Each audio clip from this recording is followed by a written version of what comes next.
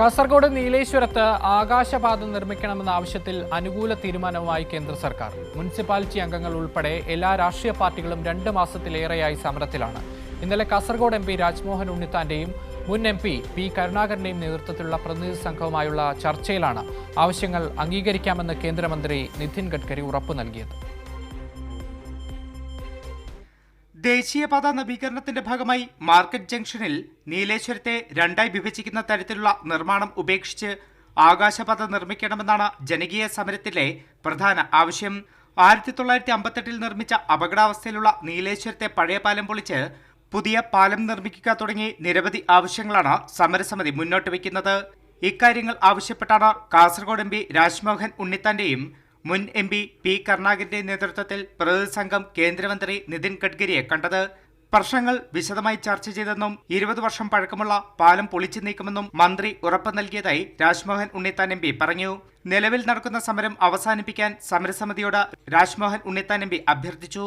അതിൽ ഏറ്റവും പ്രധാനപ്പെട്ട ഒരു തീരുമാനം എന്ന് പറയുന്ന 70 വർഷം പഴക്കമുള്ള ജീർണിച്ച ആ പഴയ പാലം പൊളിച്ചു മാറ്റി ഇൻലാൻഡ് നാവിഗേഷൻ നിയമങ്ങൾ അനുസരിച്ചിട്ട് പുതിയ 3 വരി പാലം നിർമ്മിക്കും.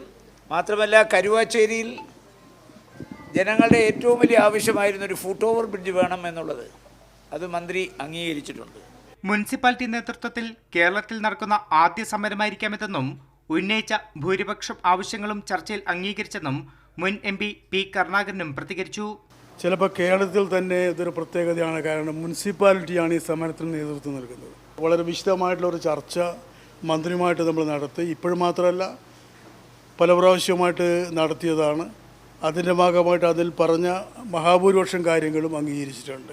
ഉന്നയിച്ച പ്രശ്നങ്ങൾക്ക് ഏകദേശം പരിഹാരമായിട്ടുണ്ടെന്നും ജനകീയ കൺവെൻഷൻ വിളിച്ച തുടർ നിലപാടുകൾ ചർച്ച ചെയ്യുമെന്നും മുനിസിപ്പാലിറ്റി ചെയർമാനും പറഞ്ഞു.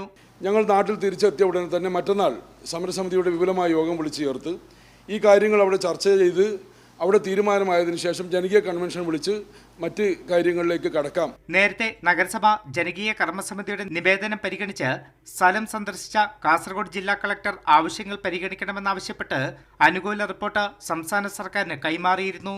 കൈരളി ന്യൂസ്, ദില്ലി.